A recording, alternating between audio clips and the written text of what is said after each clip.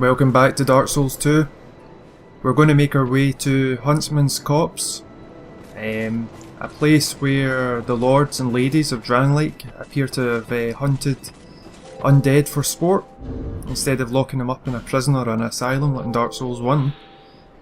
In the previous episode we picked this shield up, a golden wing shield. It's quite a good looking shield, and it allows you to parry spells and sorceries. We picked it up an ember from that ledge that was kind of hard to get to in Lost Bastille. Oh, hello there. An honour to see you again. So we meet Lycia. The last time we spoke to her. It's not as it seems. There are two, not one pathways leading out. And only this lovely thing reveals the other path. She's talking about the contraption.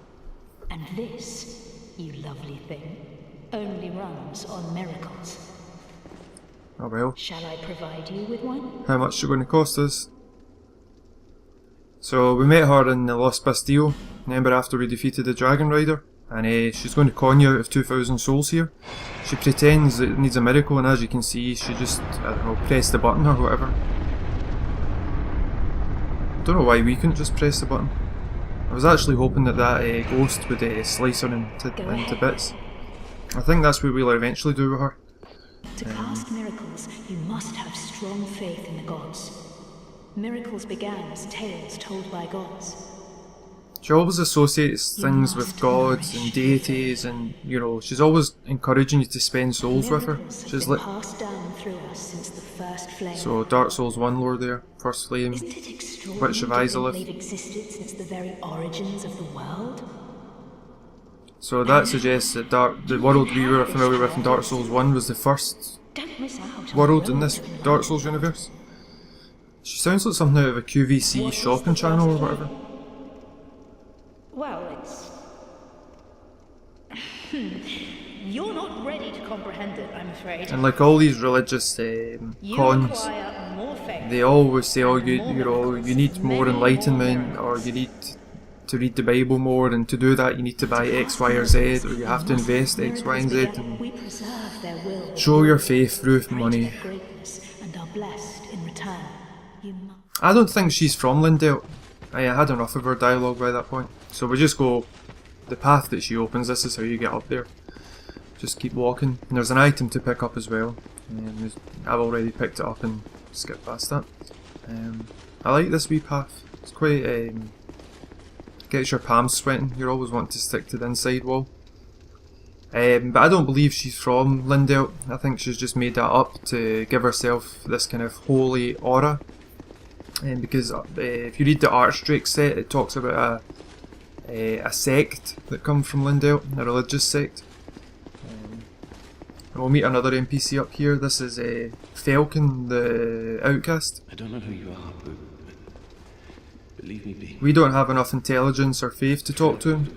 If you have 8 intelligence and faith, he becomes a vendor. And if you've got above 20, I think it's above 8 actually, if you've got above 8 vendor, if above 20 you get the sunset staff from him, and he gives you the Hexer's armour. But we don't have any of that, so just ignore him. I think it's the same voice actor as Laurentius in Dark Souls 1. So these guys, these are new enemy type. These are captive undeads, and this one's a play dead. Not particularly difficult. They were once prey for the Old Iron King and his men, and like I say, this area seems to have been like a hunting ground. And when you go through here, you're going to encounter a new enemy type again. This is the Great Moths, or whatever they're called, or Large Moths, and you need to take these guys out. They poison you. As you can see, they spray out poison, so you want to take them out with a bow and arrow, or a sorcery, or whatever you're using for your ranged attacks. And they have a 100% chance to drop. As you can see, they dropped poison moss, and it's very handy because you want to farm as much poison moss as possible for the next area. You can actually make your way down to the bottom either by dropping off carefully, or I went back to get a torch, or there's an alternative way to get to the bottom, and we'll take the alternative route. And these pieces of metal here, I think these were used to chain up undead, and you know, at the hunt. So we have to go through this kind of building. I think this building served either as a prison of sorts, or a lodge, maybe a hunting lodge, slash prison. Prison? Sound Dutch. That other building up there, we'll get to that later on. That's got an interesting boss fight up there. So we're going to take this archer out over there as quickly as possible. I kind of get a wee bit distracted and confused here because of the ghost. And I didn't want to get poisoned because his arrows inflict poison damage. I think somebody was talking to me at this point as well when I was playing this. And I was getting kind of distracted. Sometimes ghosts can be a blessing, other times it can be a hindrance. So just be careful with that ambush. This guy is, what's he again? He is a rogue. And you get 3 types of rogues. You get ones with dual daggers like him. They're very aggressive and fast. You also get hammer wielders or club wielders. And the guys with the bows. And the guy with the bow was the one that we just killed a moment ago across the room. These guys are undead labourers, the other ones that we just took out there. And you can see the fire arrows are doing lots of damage. The reason I've not upgraded my bow yet is because we're going to be picking up a lightning bow quite soon. And I'll be upgrading the lightning bow.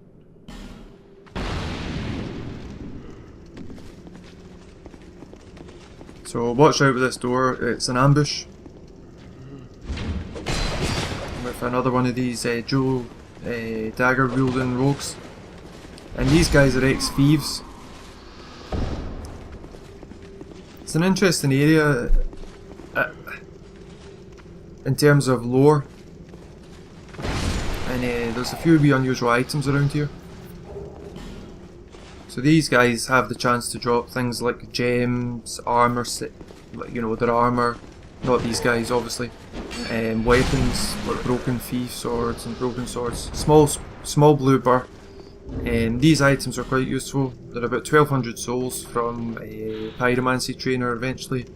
You can pick them up or farm them, and these blue ones increase magic defense. You can also pick orange ones up, and bandit knife, that's good, does bleed damage. Orange does fire defense, and lightning is yellow. Yeah, the big pit, I'm not sure what the purpose of that was. Maybe they threw undead down there. There's also lifts in this area, kind of like armoured or chained lifts, which I'm assuming they put undead in and then hoisted them up to the top level.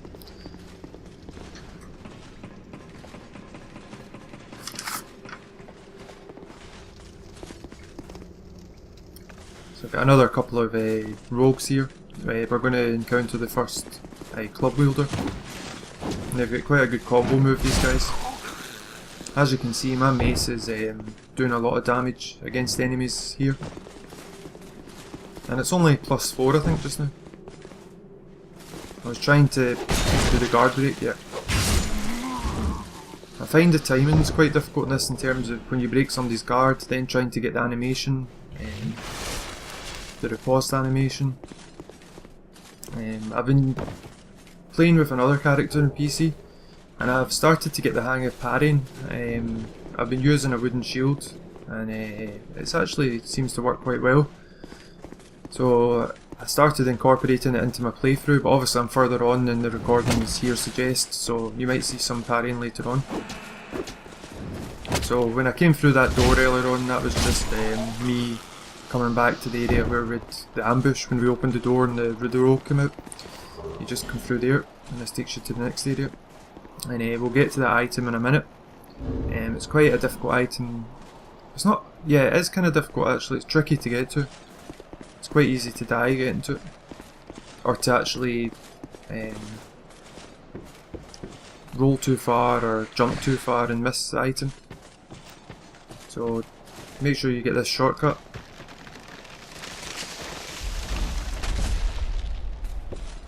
I like the colour that they used for the sky in this area, with the kind of green and yellow hues.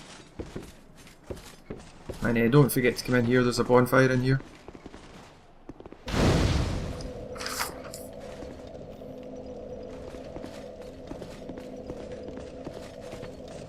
So yeah, I was just reading my notes there, and the rogues can have the chance to drop rogue armour, weapons, poison arrows. Obviously that's from the bow wielding guys. Oh sorry, I missed that there.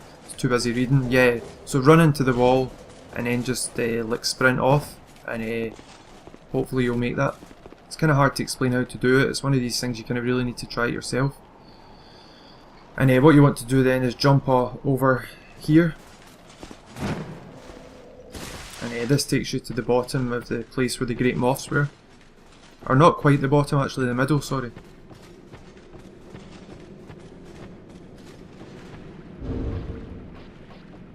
I just turned the brightness up a wee bit here because it looked a bit dark to me when I was playing through it. At this point though, I've already mentioned it, I've got the generic downsampling tool from Durante running, and I'm using downsampling from 1440p to 1080p. His anti-aliasing injectors and whatnot. So yeah, there's a new enemy type down here, and these guys, well, first we've got a great moth, but we've also got a torturer, and these guys are very aggressive, very fast, they do bleed damage. His pole arm is a nightmare basically, and if you're not prepared for them or you're not used to them, they can be a big... I think it was the first time I'd encountered an enemy that was I found really challenging in Dark Souls 2. But then after you've encountered them a few times, they become very straightforward, just like most encounters in Dark Souls games. And there's another great moth up here, so just be careful. They do massive stamina damage, these torturers, when they connect with you, and they have a combo that can be quite deadly. And when they chase you, they're unrelenting, they chase you all over the map. So we've got Ricard's Rapier here, which is a really odd... It's an odd place to find it. I mean, Undead Prince Ricard, the last time we encountered him was in Sen's Fortress. Maybe this is Sen's Fortress, you know, and it's been recommissioned to, you know, a hunting ground or a hunting lodge or whatever. Just really strange that we would find that item here. Apparently it's a good weapon in Dark Souls 2, you know, it's got a 6-hit combo with the strong attack. But obviously it's a dexterity weapon, and this is kind of more of... this build is more focused on strength.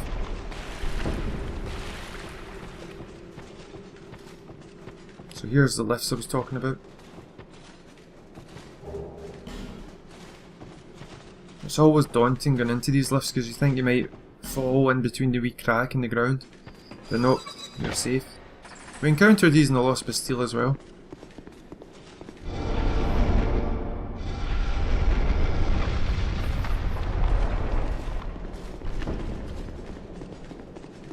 So we're going to make our way through the Huntsman's Copse, and yeah, it's definitely got an eerie atmosphere in the Copse.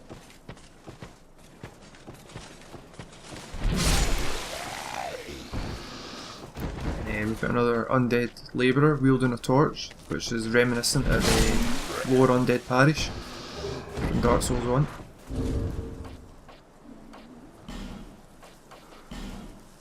And I just put the berry on just to get my item find up here. And we'll be using, there's other items, other pieces of armour and whatnot that increase your item find. And there's also the gold serpent ring, which we'll pick up later. So the small orange bar, like I said before, that's for flame, or fire defense.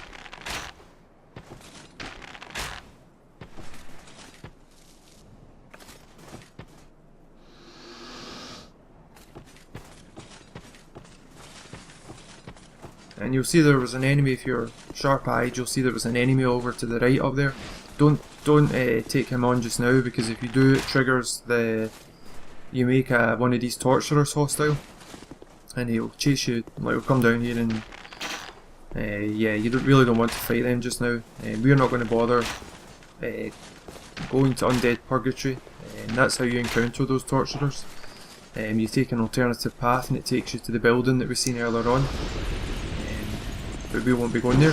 So this guy's interesting. This is an artificial undead with his twin sickles. I should have killed him there because I'd stunned him. I didn't realise it until after. But yeah, they seem to be like guardians of the moths or whatever, and every time you kill them off it seems to aggro them, the artificial undeads. And there's something about the artificial undeads, I've written it down here. Yeah, they have surprising reach, they do lots of stamina damage, you can break your guards, as you can see the reach there. They do bleed damage obviously. You're best to bait at the attack and then get your own hits in against them. I think the description for them is something like a patchwork of a monstrosity made of like a patchwork of different beings, and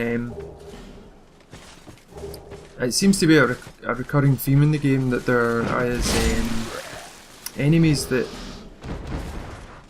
seem out of place with the surroundings, and there seems to be hints that maybe things aren't alive. They seem to be alive, but they might not have like a consciousness or spirit or soul or whatever you want to call it. They seem to just be kind of like self-operating machines, like I said in the previous episode with the rune sentinels, that they're not he's or she's, even though they've got like masculine and feminine names. They're not actually, you know, you can't assign a sex to them because their description of their soul describes them as basically armour that just automatons, you know, that they don't actually have any kind of free will or whatever you want to call it. And there seems to be lots of enemies in this game that you know, that are defined by the same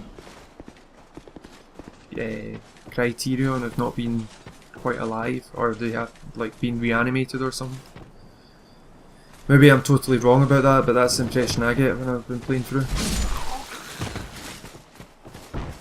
And we've got an ambush here. You get to meet all the types of rogues here. You get the club, you get the dagger, and you get the bow wielding rogue. And the bow wielding rogue, there's a few of the bow wielding rogues hiding among the trees here. And obviously they can inflict poison damage, so you can be in trouble quite quickly up here. So you're better to try and scout out their positions and take them out. There you go, somebody's hit me there with their poison arrow. And it was probably the one up there on top of the wee kind of, that was him. And they're fast, they draw their bow very quickly.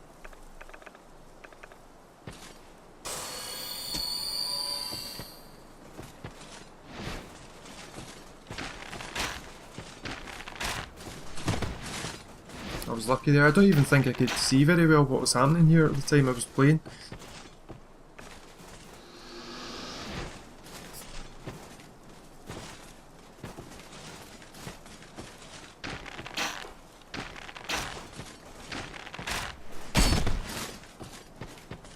I noticed I'm not getting as many views for Dark Souls 2 content as I was. I know I don't get many views anyway. You know, I'm lucky if I get over 10 views for any video I make. But I noticed that Dark Souls 2 videos are like, I'm lucky if I'm getting over 3 views. So maybe it's a reflection of the quality of the videos I'm making, possibly, because I'm not as familiar with Dark Souls 2. Not to say that my Dark Souls 1 content's excellent or anything, it is what it is. Or maybe it's just that people don't like Dark Souls 2 as much. I don't know. I'll continue to make the videos anyway because I enjoy doing it, and if it helps one person then that's good. So you've got the lever in here, and that controls the bridge over to the left. I should have just pulled the lever there, but there's an item to pick up down here. It's a sorcery, a soul spear. Apologies for my inability to speak English properly at times. I actually take this medicine and it actually I didn't know it had this side effect. I'll tell you in a second. Don't go over that bridge, that's the footbridge, unless you want to. That footbridge takes you to Undead Purgatory, and you've got a lot of torturers to take on. It's not a problem at taking them on at level we're at just now. I could do it. It's just I want to come back here later on, and I'd rather kind of break up the content I'm making by coming back here to do Undead Purgatory at a later date. And it's an excellent weird kind of side quest going up to Undead Purgatory. It definitely makes Huntsman's Copse a lot more challenging. But yeah, I was going to say, I take this medicine. The name of the medicine isn't really important or what it does, but I take this medicine. I didn't realise it had this side effect where it interferes with the vocabulary part of your brain, or the part of your brain that has access to your vocabulary and your speech centre and whatnot, and that's creating the Wanderer. We'll speak to him later. We need a key to open this door, and it makes it harder for you to access your words basically. It doesn't interfere as much when I'm writing things, but when I'm verbalising and when I'm speaking, it's much harder to get access to the words that I'm used to kind of using. Apparently it goes away once you stop using the medicine, so it's got a name. I looked it up on Wikipedia once. Quite an interesting article. Anyway, there's another bow wielder up here, and he can be quite annoying because there's enemies to take on in this kind of tight path. If you don't take him out, you end up getting poisoned and you're fighting and whatnot, and it's annoying.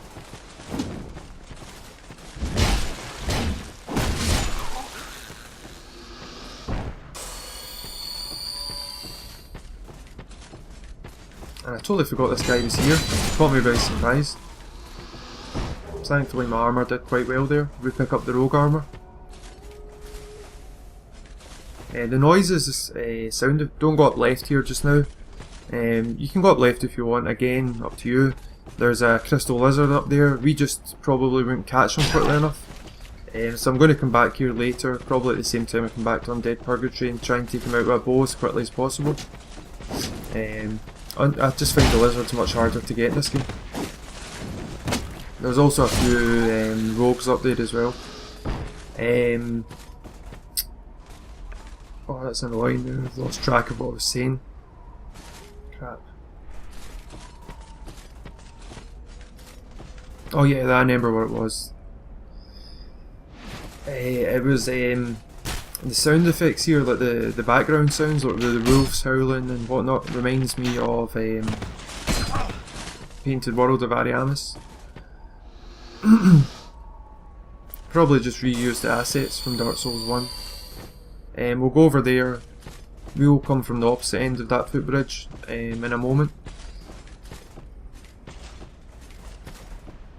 So we'll quickly go around here and take this guy out as quickly as possible.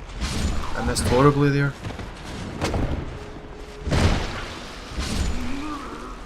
And we get to pick up the key here, and this key gives you, this is the key for the bonfire with creating the Wanderer, and this gives you quite a lot of lore for the area.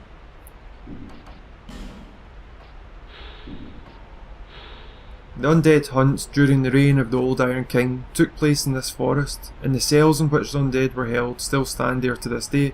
However, the march of time has eroded away the difference between the jailers and the captives or whatever. So you can hear the crystal lizard. There's an invasion by well, before the invasion, there's a bow wielding rogue up here, and you definitely want to take him out before you take on the invader. It's an NPC invasion. Her name is Merciless Roana, or Merciless Rowena. You can see I've changed to the Bastard Sword. Merciless Rowena or Roana has no poise, so you can just stagger her. Her weapon does bleed damage, so there's really much point in blocking. I didn't really fight her very well here, I wanted to fight her over here because you can obviously, you run a risk of knocking her off the edge. And she has a chance to drop the helm that she's wearing, which is the Warlock helm. And as you can see, I make a stupid mistake and knock her off the edge. And I was really annoyed about that because I want to try and get that Warlock helm. Apparently it's quite a hard drop. She's not particularly difficult. You just want to basically get your hits in as quickly as possible against her. And we'll go back to the bonfire with creating the Wanderer and use the undead lockaway key.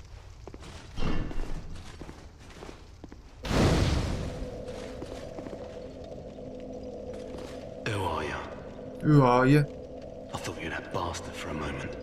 Sounds like something a Toon Army fan You've would set say, me Newcastle free. United fan. Now I can find him. Football, soccer. The cheeky prick. He won't know what hit him. I like his dialogue. I think the voice actor wrote this dialogue. I don't know, I get the I impression. creator It sounds very of mirror. I travel parochial. from land to land to hone my blade. I've heard this land was full of danger. I thought it would suit me perfectly. I joined forces with a man on the way. Pate. He was no more than a backstabbing knave. He's talking about Pate, the one that we met in the Forest of Fallen Giants. to try and off me. I decided to set a trap for him here. But then I got trapped myself. Is that the truth, or I can't believe that I was so dense. Thank the stars that you came along. You be careful of him. Pate, I think he said. He wears this rather unusual ring. the Ring of Thorns? You know it when you see it. I've seen this type before. He kills entirely for the pleasure of it. Interesting. I'm sure I won't be his last victim. The man's better off dead. I tell ya. I like Creighton's armour He's a set. slick talker. So don't let him fool ya. That sounds true, he is a kind of slick talker, Pete. Pate, the man with a strange ring. The ring he's talking about Watch out is for the apparently slime quite a good rat. ring. I've never used it, but we'll be picking it up Don't you in this believe a playthrough. word that he says. I'll find the common foot bad and put an end to his roguery. Maybe he didn't write his dialogue, but I think he had an influence over how it was Pate, the man Conveyed. with a strange ring. And don't. I'll find. so. Once you're back at Majula, go and speak to Kale, you know, the guy in the mansion, the one about that goes on about cartography and the map and whatnot. So we've got skeletons here, and see that pot with the face on it? That curses you, and curse in Dark Souls 2 is unlike curse in Dark Souls 1. It doesn't petrify you or whatever. It causes you to lose your status, humanity status, and it kind of drains your. So we've got a necromancer in here. We'll need to take the necromancer out because, as far as I'm aware, I've not encountered any weapon that's like the divine weapons in Dark Souls 1 where you can permanently kill the skeletons before you kill the necromancer. And the necromancers in Dark Souls 2 look quite different to the ones in Dark Souls 1. They're much more kind of goblin looking, wizard looking. These skeletons, apparently you can throw holy water urns at them. We don't have any, I don't think, but apparently you can throw holy water at them to kill them, and apparently it works well. A mace or a hammer type weapon always works better against skeletons, just because you're smashing a skeleton. So I'm going to ignore the bow wielder guy and take out the necromancer. And there you go, you can see the pot doing curse damage to me.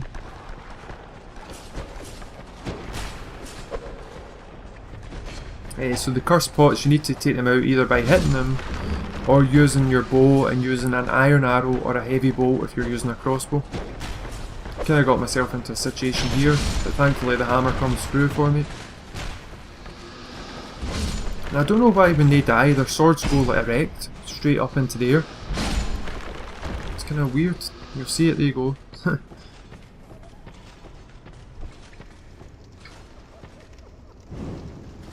The necromancers use a homing soul sorcery type spell thing, It's quite slow moving, but you want to bear that in mind.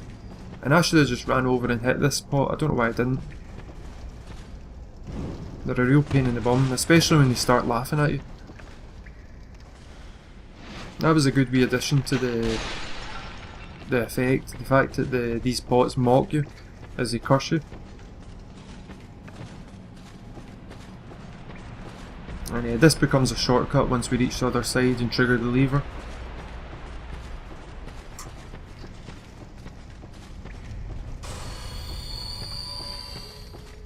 And this is the wee footbridge that we passed earlier on the way to Merciless Rowena. So those skeletons, that's another thing, they can drop human effigies, alluring skulls, and the mail breaker.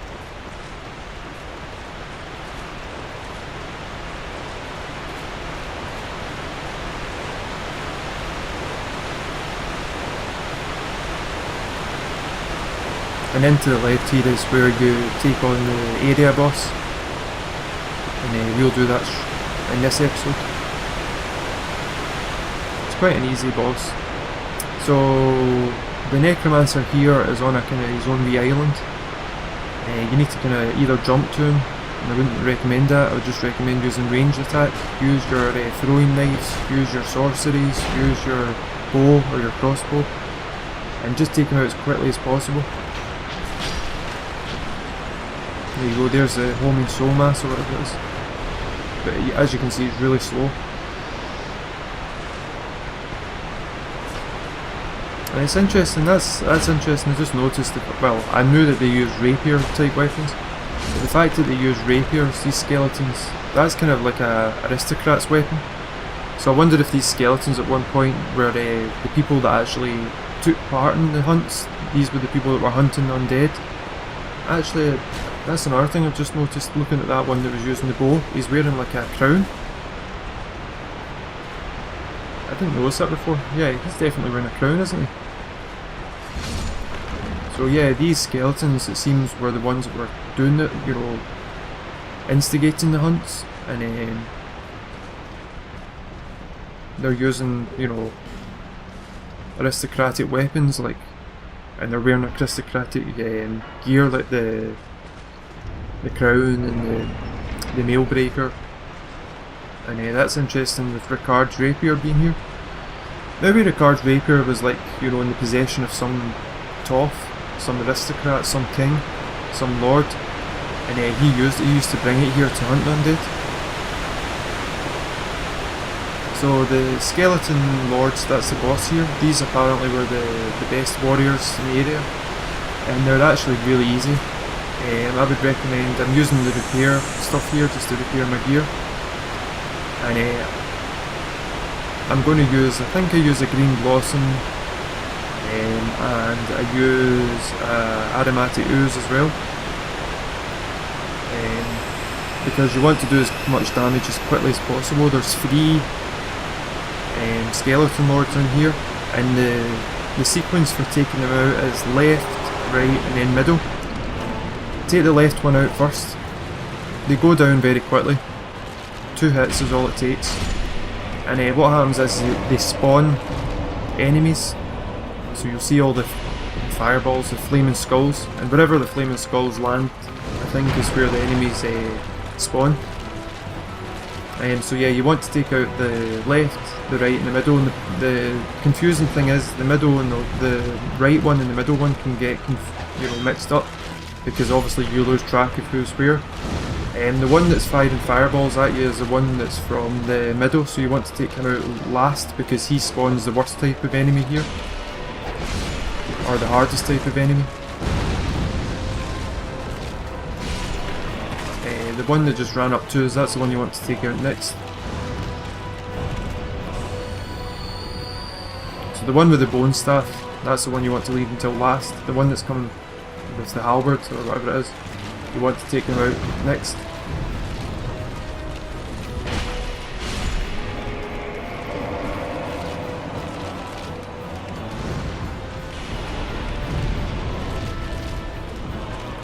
I like the score that accompanies this fight.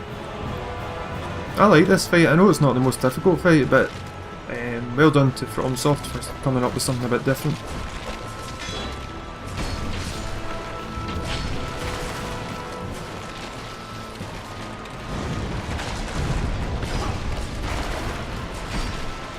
The setting's excellent as well. I guess this is where they piled up all the undead that they killed. Or hunted.